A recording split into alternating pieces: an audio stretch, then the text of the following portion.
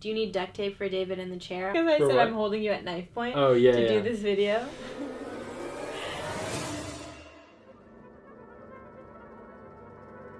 Hi guys, welcome to another video of Sophie and David. He's super excited to be here. He loves the camera. David and I have been married 4 years, which is wild. I feel like we're two babies. And then at the same time... Very, very old. Yeah. Not at all young. Geriatric. I wanted to do a video with him, kind of like 4 things we've learned in 4 years of marriage. David and I each came up with several things, but today, in honor of our 4th anniversary, we're gonna pick our 4 best. And then at the end, I think we'll do a little bit of a Q&A. Sound good? Sounds good. Okay, number 1, I'm really speaking to my younger self here when I say this. When you're in an argument, you will want to get defensive. That will be your instinct. Instead, really, truly just listen and then ask yourself, is there any validity to what they're saying? Chances are there is some validity, if not a lot of validity. And once you acknowledge that to yourself, acknowledge it to the other person out loud. I feel like that's done a lot for us. That's actually my second thing I wrote down. Huge. Huge, guys. Huge. I know that when you do that with me, my defenses go down, I can listen more. It genuinely helps. And I notice that like when I verbalize the things that I think you're trying to communicate to me and I say it back to you and I acknowledge it, then you really calm down and then we can both listen to each other. Yeah, definitely. It took me like 10 minutes before I did this the last time we fought, which was like 3 nights ago or something. Two nights ago. It took me a couple minutes of going back and forth before I actually stopped and listened to her in full. And I realized that what Sophie was saying was very valid. Just a little grooming break. Okay, so what I wrote was create rituals for spending time together. So for instance, in my parents' marriage, they committed to carving out a time every single day to have coffee together where we couldn't join them.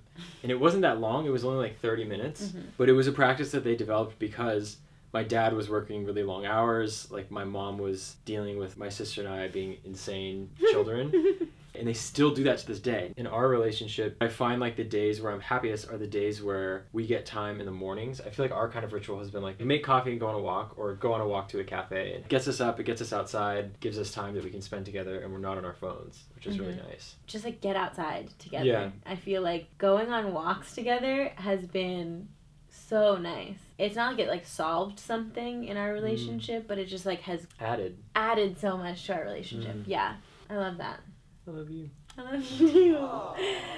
My next one, everything in moderation. And that's kind of like a life lesson. It's not just a marriage lesson. The way I think this plays out in marriage is if you take that like really simple piece of advice that people always say, like don't go to bed angry. I remember seeing at a friend's wedding, there was like a jar for advice and someone had written, that's not true. You can go to bed angry. Maybe you're just tired or in a bad mood. And I like took that piece of advice. I was like, oh, it's fine to go to bed angry, and just like ran with it. And when we got married, David was the opposite. Really felt strongly like we should not go to bed angry. Now, I'm like, just don't take any absolutes. Like, neither of those are true. Sometimes it's okay if it's like the last resort to go to bed upset and we wake up, we talk about it more calmly and like compassionately. And sometimes, no, you need to, like, don't sit in that feeling. It's not gonna do anyone any favors. Everything in moderation. Like, if someone gives you an absolute, it's probably not true. And you can take a grain of truth from it, but be open to changing it within the confines of your own marriage. And I find that sometimes if I'm just well rested or if I'm like hydrated or something like that, like just really like the basics, then I'm able to deal with things better. You guys, hydration is big for David. Yeah. I underestimated hydration is big. How much a cup of water could solve. Yeah, I get dehydrated really easily. And it like affects your whole being. I can't sleep if I'm dehydrated. Bags under my eyes, like they get worse when I'm dehydrated. I look really tired. And like mentally, I feel like you're in a fog. Yeah. Like this represents how I am mentally. Okay, do you have a 4th one? Ooh, the last piece of advice is actually the opposite of my first piece of advice. So, and this speaks to the moderation point. Yeah. Carve out alone time and understand when you need alone time. For instance, I work really impatiently and really intensely and almost kind of like stressed out. And so if Sophie's in the studio with me and she asks me something, I'm often like very frank and very sort of curt with how I respond. And it's not because I'm frustrated with her or frustrated with her being there. There's always something happening wrong with my computer that I'm frustrated by anytime I'm working on anything. Mm-hmm. And I'm always in such a rush to get an idea out. If that's the headspace that I'm in, I work better alone. Before we moved to LA, I was just like, I want to spend all my time with David. Like, I hate when he goes to the studio. I just want to be with him. Because I was working also at that point, out of the house. The first few weeks in LA, David didn't have a studio. And so he was home all day. And I was like, oh, I don't like this. I don't like this. I think we need some separation 100%, in the day. Yeah. And not a lot, honestly. But yeah, I do think it is really important to have that. Just like, just a little bit of separation. Yeah. Separation makes the heart grow fonder. 100%. You know? I also know about myself that I'm an introvert. And from what I understand about that concept, it just means that you need alone time to recharge. And I know for me, like when I come here, I have kind of this ritual when I first show up. It's like clean out my whole studio, sort of reset everything, and then make coffee. And then by the time I sit down, I'm like in the zone. I could do that with someone here, but I think when I'm around people, I really feel the need to host them. And yeah. I was going to say, I love coming to your studio because I just sit down on the couch. Dave's like, okay, let me get your coffee. Here's some Starburst for you to enjoy. Oh, here's a bottle of water. Make sure I'm comfortable. Set the temperature. Like yeah. Yeah. I really like that. What But can you I don't say? have to do that all the time. I know I don't have to, but it's like even when people come to our house, the way for me to feel comfortable is to do that. Yeah. I need to be like offering something off the bat so that I can relax socially. Persian wiring. Yeah, it's exactly. It's the only part of me that turned out Persian. Oh God, I'm like getting tempted. There's so many other things I want to share about marriage, but another time. We'll do it part 2 at some point. Yeah, we'll do another part 2 time. Can we get into questions? Yes. David has not seen any of them. Mm-mm. What are your reflections or thoughts or feelings on my last video about babies? Oh my God. I'm going to assume that by the time you watch this, you have seen her video. If you haven't, pause right now, go watch it. I feel like the sense that I got from the video is that you're kind of oscillating between being excited to have a baby and being really afraid to have a baby.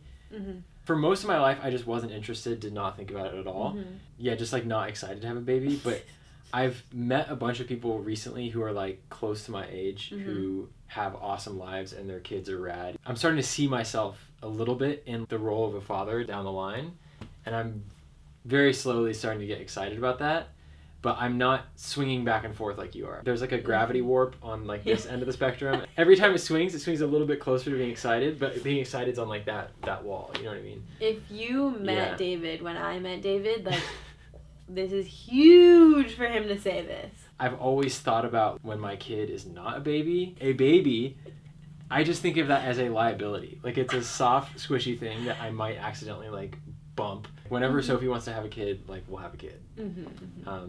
Just as long as it's not I like, hold the reins. Yeah.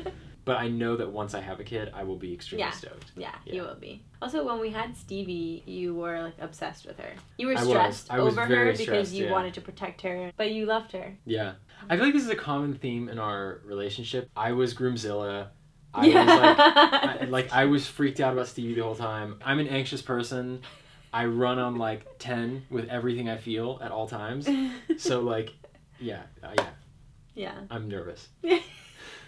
Someone asked, do you think you'll have children in Los Angeles or in a different city? Definitely Los Angeles. I think we'll be in LA, yeah. David and I want to be in LA forever. Yeah. Exciting to say that. The most beautiful, surprising thing you've learned about yourself in marriage?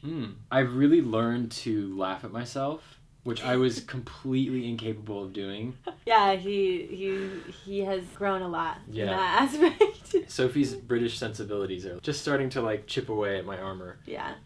Carrot cake recipe? Yeah, I'll put that in the description. Can I just say, with any cake ever, if they tell you to put raisins in it, they're lying. Yeah. They're lying. It's terrible. We didn't put raisins or walnuts in it, so yeah. Keep that in mind. How did you adjust to moving in together? Great.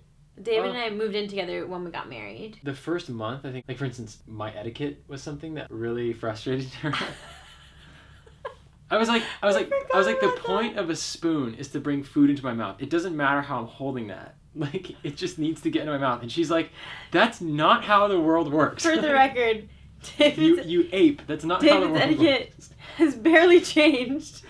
No, it has. It has a little it bit. has, I feel like it's that moderation thing. Like, we've met in the middle. This is like, a perfect I example no of longer... you joking about my etiquette not changing and me being like, well, no, it has. You Yeah, know, like, I can't take the joke. Can't.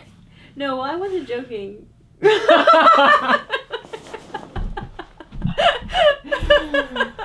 It's really not etiquette. It's how you Just hold. manners, basic. No. Yeah. It's not even manners. Like, you have great manners. It's how you hold your fork and knife. Like, Yeah. let's be clear. Yeah. Etiquette, like, is a lot of things. Yeah. You know. But sorry, I feel like No, it's stressful. not at all. Literally not at all. But I feel like we've met in the middle. Like, I no longer really notice it. I feel like before we would be sitting down to eat in the beginning of our marriage, and I would just be like, it was like I could not handle it. And then I feel on your side, you've changed a bit. How I don't hold them. ham fist my spoon anymore. It's not even it's like it was. I feel like we need to do like a demonstration later. This is what it was like. I grew up playing drums, and this is traditional grip in drums, and I would just like find my spoon in this grip, which is like. Is that the worst thing? In the context of all of it. Yeah, it was just when you put it all together. Maybe it doesn't look so bad there, but there were definitely like the classic things of like dishwasher, like laundry. I feel like it took a little bit of getting used to figuring each other out, but generally it was just really fun. I remember the feeling of just like waking up next to you was like going to Disneyland. The most exciting thing. Someone said, why don't you like the camera? Why don't I like the camera? Yeah. I don't like something I'm not editing. If I'm editing it, I'm fine with the camera. If I'm not editing it, yeah. No, that's not it. The way I actually act is not the way that I want to be immortalized through camera. Because I don't like immortalizing something that is just like off the top of my head. I'm very much like really sort of impulsive in terms of how I think. Yeah. Not that I say things that are like wild, but more just like when I look back, I'm like, you tried a joke, didn't really land. You know what I mean? Like, that's why I like being able to edit a video because I can. You can edit this video then. No. I'm realizing that like I need to find the balance of like accepting who I am and how I am, and also like meaningfully taking steps to change things that I should just be improving on anyway. Right. I just don't like being accountable. That's what it is. I don't like accountability. That's why. Ding, ding, ding. Describe a moment you felt a higher power.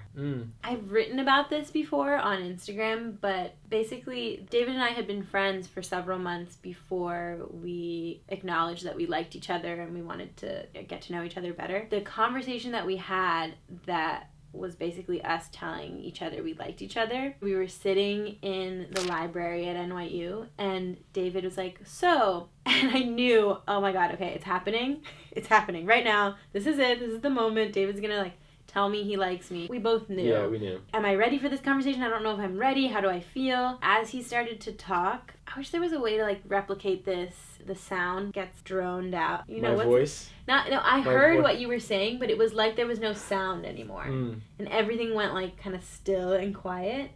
And as you were describing it, I just felt like some kind of force in the atmosphere. And it was like all the pieces going like, you know, like it's all coming together and this is exactly how it was written and how it was meant to be. I felt like there was like some divine work happening and it wasn't even so much a choice for me. It wasn't like, oh man, now I have to be with David. It was like really exciting for me and it took all the pressure off because I was like, now I don't have to make the choice. This is like, it's clear to me there's something bigger. I remember from other times you told the story that you were like anticipating this conversation and not sure how you'd respond. Yeah. And then I remember all of those sort of stresses and anxieties kind of fell away and there's some sort of coalescing of your understanding and you just felt a sense of like clarity and calm and like happiness. Yeah, but it was also, there was like a physical feeling as well. It was like a force. The only way I can describe it. Wow. Yeah.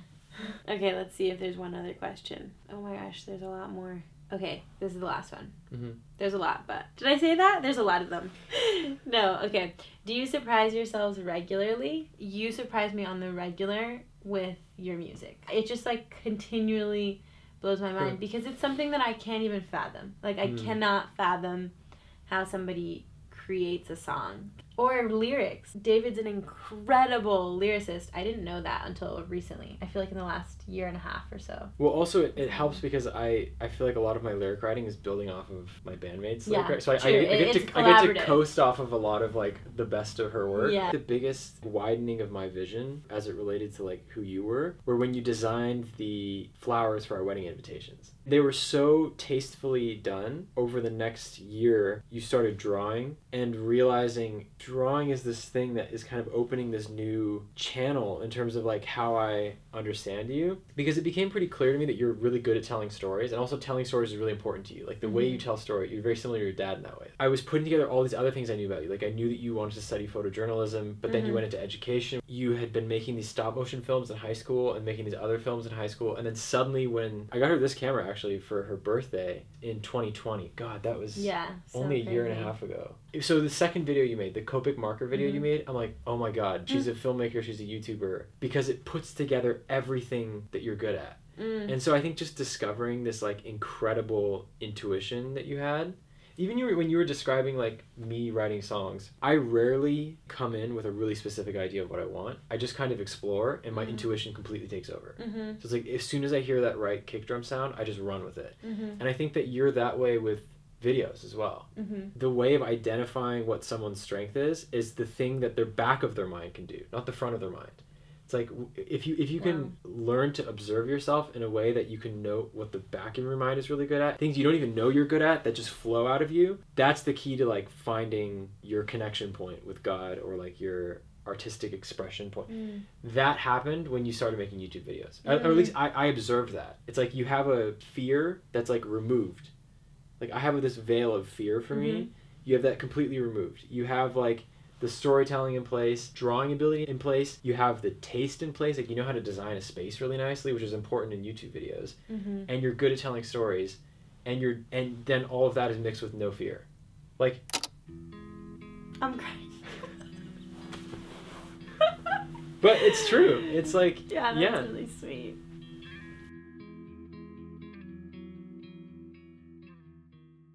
You want some real history here? Sophie didn't watch YouTube videos when I met her. She wasn't watching vloggers, she wasn't watching YouTubers. And I remember one day you came up to me and you're like, "Oh my God, I'm like hooked on YouTube." Like it's 2007. Dork, nerd, geek. I didn't get the YouTube app on my phone until I made a YouTube channel. You were like on Safari YouTube. Yeah. Like you were on like immigrant parent YouTube. We used to log in. I would do that for a long time. It absolutely boggles my mind.